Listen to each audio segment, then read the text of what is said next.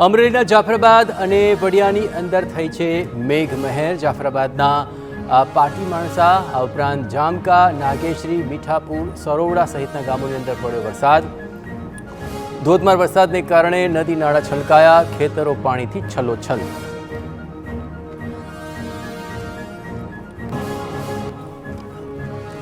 તો જૂનાગઢ જિલ્લામાં સાર્વત્રિક વરસાદી માહોલ। માળિયાહાટીના અનેક વિસ્તારોમાં ધોધમાર વરસાદનું આગમન। કડોધર, ગંડુઆ, બેચા આ સહિતના ગામડાઓ તરબોળ। વરસાદથી મગફળી, કપાસ જેવા પાકને ફાયદો।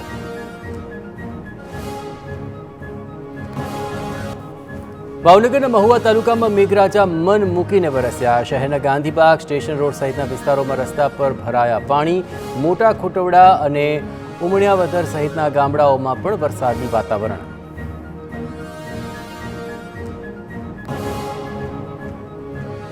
ભાવનગરના શિહોર પંથકમાં વરસાદનું ધમાકેદાર આગમન। શહેર તેમજ ગ્રામ્ય વિસ્તારોમાં ધોધમાર વરસાદ। ખેતરોમાં વાવણી લાયક વરસાદ પડતા ખેડૂતોમાં છવાયો આનંદ।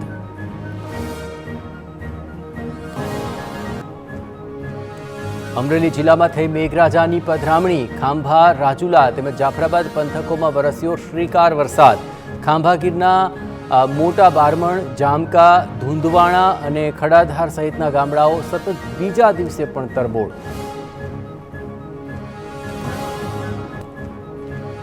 પંચમહાલના કાલોલમાં વાદળછાયા વાતાવરણ બાદ વરસાદ। ક્યાંક ધીમી ધારે તો ક્યાંક ભારે પવન સાથે વરસાદનું આગમન। ઉકળાટ ભર્યા વાતાવરણ વચ્ચે વરસાદ થતાં ગરમીથી રાહત।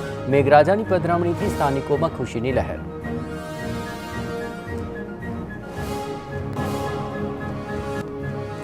છોટાઉદેપુરના કવાંટમાં જામ્યો વરસાદી માહોલ। શહેર સહિત ગ્રામ્ય વિસ્તારોમાં ધીમી ધારે વરસાદ ખાબક્યો। મેઇન બજાર, નસવાડી ચોકડી સહિતના વિસ્તારોમાં વરસાદ। ધોધમાર વરસાદ ખાબકતા ખેડૂતોમાં ખુશીનો માહોલ। વરસાદ વરસતા લોકોને ગરમીથી મળી રાહત। રાજ્યના અનેક વિસ્તારોમાં વરસાદ મોડો પડતા ખેડૂતોની વધી ચિંતા। દાહોદના ગરબાડા તાલુકાના આદિવાસી વિસ્તારોમાં વર્ષોથી ચાલી આવતી પરંપરા મુજબ વરુણ દેવને પ્રસન્ન કરવા ગુંદરા વિધિનું આયોજન કરવામાં આવ્યું। અહીં ગામના બળવા અને પૂજારાઓએ પૌરાણિક રીતિ રિવાજ મુજબ પૂજન વિધિ કરી સારા વરસાદ માટે કરી પ્રાર્થના। રાજ્યમાં આગામી 2 કલાક અતિ ભારે વરસાદની આગાહી છે। ખાસ કરીને દક્ષિણ ગુજરાત અને સૌરાષ્ટ્રના કેટલાક જિલ્લા માટે રેડ એલર્ટ જાહેર કરાયું છે। ભરૂચ, તાપી, નવસારી, ડાંગ, વલસાડ અને સુરતમાં રેડ એલર્ટ છે। પોરબંદર, જૂનાગઢ, રાજકોટ, ગીર સોમનાથ, અમરેલી અને ભાવનગરમાં રેડ એલર્ટ છે। અમદાવાદ સહિત મધ્ય ગુજરાતના જિલ્લાઓ માટે ઓરેન્જ એલર્ટની જાહેરાત।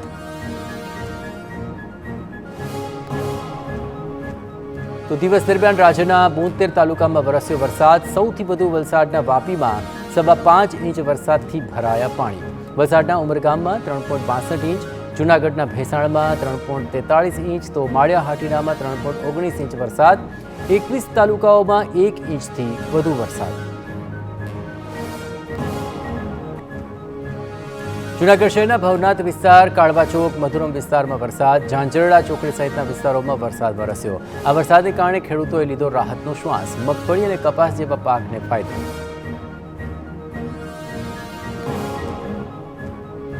રાજ્યમાં આંદોલન માંડીને બેઠેલા ખેડૂતોએ વળતર માટે હજુ રાહ જોવી પડશે। સરકાર હજુ નવી નીતિ પર કામ કરી રહી છે। માત્ર મોરબી નહીં પરંતુ વીજ પોલ માટે સંપાદિત થયેલી તમામ જમીનો માટે નવી પોલિસી આવશે।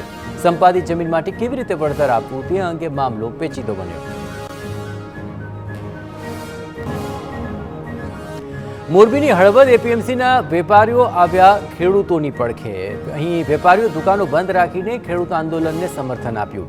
યાર્ડમાં હરાજીની કામગીરી બંધ રાખી વેપારીઓ ટ્રેક્ટર સહિતના વાહનો સાથે જેતપર સુધી રેલી યોજશે। વેપારીઓ રેલી યોજી ખેડૂત આંદોલનને આપશે સમર્થન।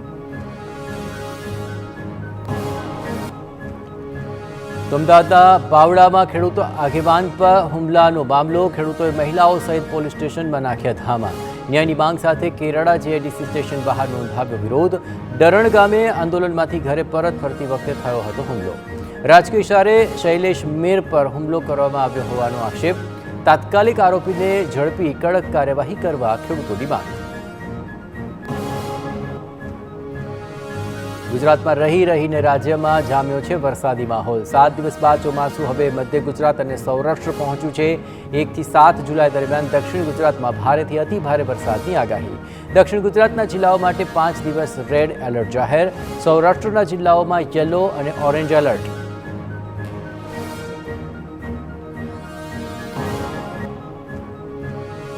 રાજ્યમાં 5 દિવસ દરમિયાન વાવાઝોડા સાથે વરસાદની શક્યતા છે। અમદાવાદમાં પણ મધ્યમ વરસાદની આગાહી।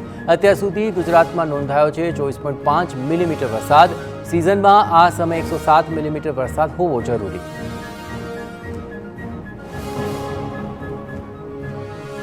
ભરૂચમાં ચોમાસાની શરૂઆતમાં જ લોકોની સમસ્યામાં વધારો। શ્રવણ ક્રોસિંગ નજીક કાદવ થતા વાહન ચાલકોને હાલાકી। કેટલાક વાહન ચાલકો લપસી જવાની ઘટનાઓ બની।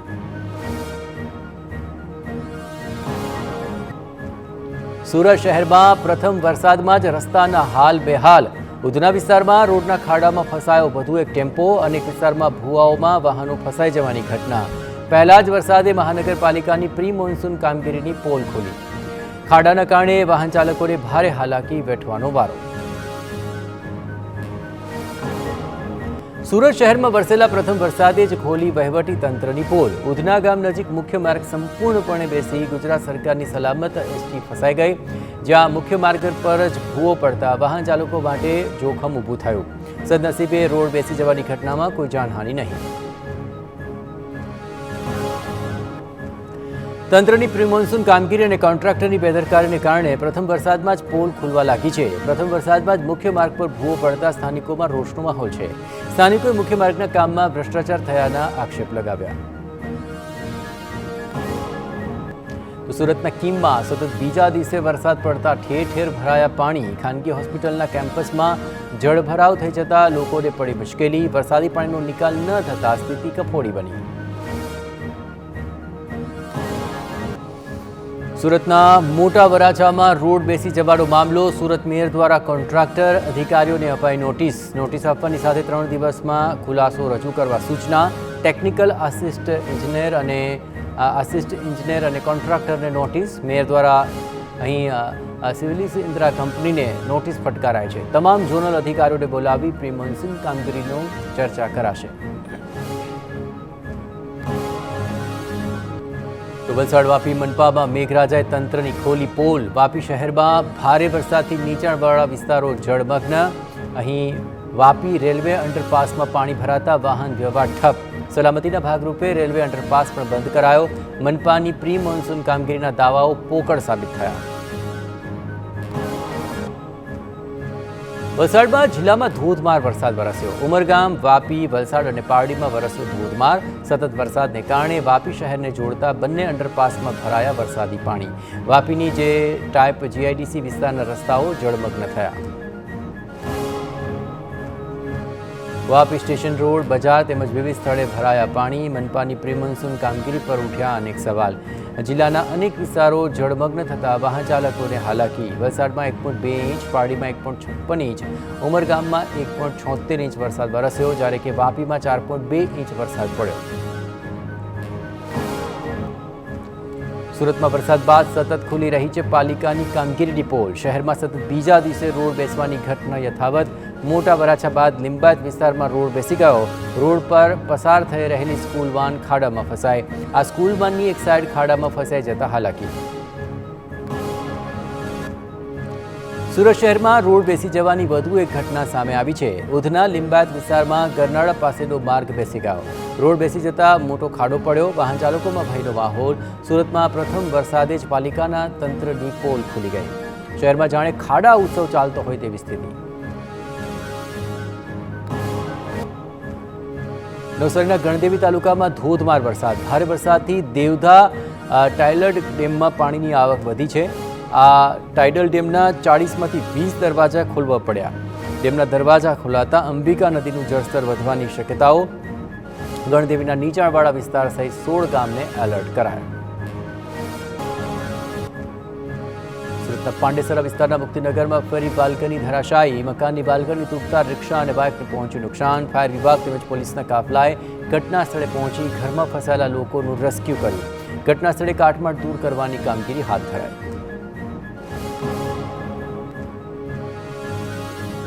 અમદાવાદ સુભાષ બ્રિજના સ્પાન તોડી પડાયા 3 સ્પાનને સલામત રીતે તોડી પાડવામાં આવ્યા સુભાષ બ્રિજને પાડીને નવો બનાવાશે પહેલા માત્ર સ્પાન તોડવા જ નિર્ણય લેવાયો હતો પરંતુ નવી ડિઝાઇન મુજબ સમગ્ર બ્રિજને તોડી પાડવામાં આવ્યો બ્રિજ નીચે આવેલા પિલરને પણ તોડી સમગ્ર બ્રિજ નવો તૈયાર કરાશે 230 કરોડ રૂપિયાના ખર્ચે બનશે નવો બ્રિજ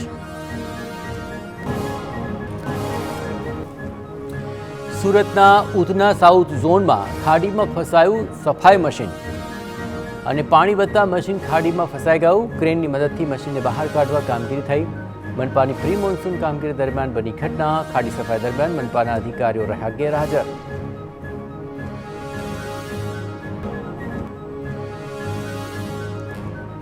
વરસાદની સિઝનમાં સુરતમાં કેમિકલ માફિયાઓ બેફામ શહેરની ખાડીઓમાં ખુલ્લેઆમ છોડવામાં આવી રહ્યું છે કેમિકલયુક્ત પાણી ઉધના ખાડીમાં કેમિકલવાળું પાણી જોવા મળ્યું પ્રશાસનને વારંવાર રજૂઆત છતાં કોઈ નક્કર કાર્યવાહી નહીં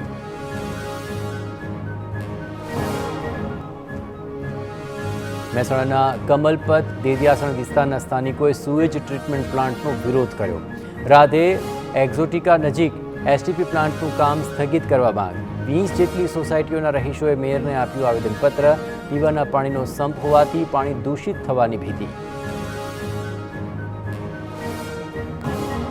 વડોદરાના વોર્ડ નંબર 5ના સિદ્ધેશ્વર હેરિટેજના રહીશોએ પીવાના પાણી બાબતે અધિકારી અને કાઉન્સિલરને આડે હાથ લીધા સ્થાનિકોએ કોર્પોરેટર સામે નોંધાવ્યો ઉગ્ર વિરોધ પાણીની સમસ્યા નહીં ઉકેલાય તો ઉગ્ર આંદોલનની રહીશોએ આપી ચીમકી ઉગ્ર થયેલો મામલો પોલીસે થાળે પાડ્યો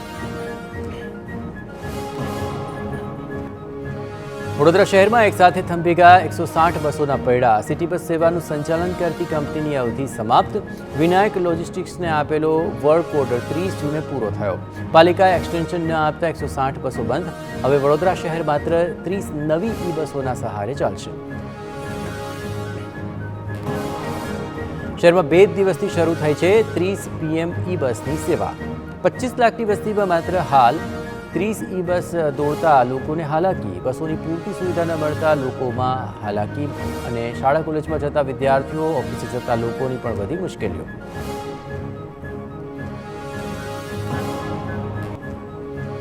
રાજકોટની સૌરાષ્ટ્ર યુનિવર્સિટીના કેમ્પસમાં શ્વાનને ખોરાક નહીં આપી શકાય શ્વાન કરડવાની ઘટનાઓમાં વધારો થતાં કુલપતિએ આપ્યો આદેશ 300 એકરમાં ફેલાયેલી યુનિવર્સિટીમાં 100થી વધુ શ્વાન હોવાનો દાવો રાત્રિના 8 થી 9 વાગ્યા સુધી જ શ્વાનને ખોરાક આપવાની છૂટ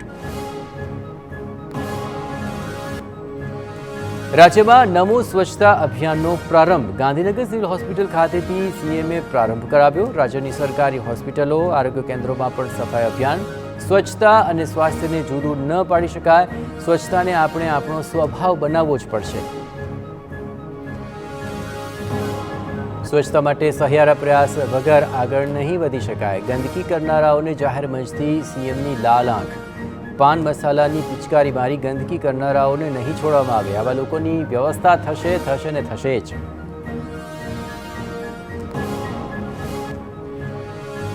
સીએમ ભૂપેન્દ્ર પટેલે અમૃતપાન યોજનાનો શુભારંભ કરાવ્યો માતા અને બાળ મૃત્યુ ઘટાડવા માટે યોજના અમૃતપાન યોજનાનો મહિલાઓને લાભ મળશે અરવલ્લીમાં થઈ હતી પાયલોટ પ્રોજેક્ટની શરૂઆત ગુજરાતમાં ભાજપે શરૂ કરી વિધાનસભા ચૂંટણીની તૈયારીઓ બુધવારથી રાજ્યમાં ભાજપનું વન ડે વન એસેમ્બલી અભિયાન શરૂ સ્થાનિક સ્વરાજ્યની ચૂંટણી બાદ ભાજપે મંથન કર્યું વિધાનસભા દીઠ 3 કેટેગરીમાં બેઠકો નક્કી કરાય ભાજપ માટે નબળી વિધાનસભામાં અત્યારથી જ કામગીરી શરૂ વિધાનસભાના સ્થાનિક મુદ્દાઓ સ્થાનિક પ્રશ્નો સહિતના મુદ્દે અપાશે ભાર તો મહેસાણામાં લગ્ન માટે 7 ફેરા અંગેના નિર્ણયને એસપીજીનું સમર્થન એસપીજીના અધ્યક્ષ લાલજી પટેલે હાઈકોર્ટના નિર્ણયને આવકાર્યો માત્ર રજીસ્ટ્રેશન કરાવી લેવાથી લગ્ન માન્ય નહીં ગણાય સનાતન ધર્મ મુજબ 7 ફેરા ફર્યા પછી જ લગ્ન પૂર્ણ ગણાય માતા પિતાની મરજી વિરુદ્ધ છુપાઈને થતા લગ્નો પર અંકુશ આવશે હાઈકોર્ટના આ નિર્દેશનું ચુસ્તપણે પાલન થવું જોઈએ તેવી એસપીજીની માંગ હિન્દુ લગ્ન અંગેના ગુજરાત હાઈકોર્ટના ચુકાદાને હિન્દુ અગ્રણી ચૈતન્ય શંભુ મહારાજે આવકાર્યો છે પશ્ચિમી સંસ્કૃતિના વળગણ વચ્ચે ખૂબ અગત્યનો ચુકાદો ગણાવ્યો કહ્યું કે જ્યારે કોર્ટ ન હતી ત્યારથી દેશમાં સપ્તપદીની દિવ્ય પરંપરા રહી છે માત્ર નોંધણીના આધારે થતા લગ્ન માન્ય ન જ ગણી શકાય રાજકોટ જંગલેશ્વરના ખાણીપીણીના બિલને લઈને મોટા સમાચાર સ્ટેન્ડિંગ કમિટીએ ખાણીપીણીના બિલ અંગેની દરખાસ્ત નામંજૂર કરી છે। 27 લાખ રૂપિયાની દરખાસ્ત નામંજૂર થઈ ગઈ। ખાણીપીણીના બિલ મુદ્દે સ્ટેન્ડિંગ કમિટીના ચેરમેન પરેશ પીપળિયાનું નિવેદન ટેન્ડર પ્રકાશિત કર્યા વગર જ કોન્ટ્રાક્ટ આપવામાં આવ્યો હોવાથી બિલ નામંજૂર કરાયું છે।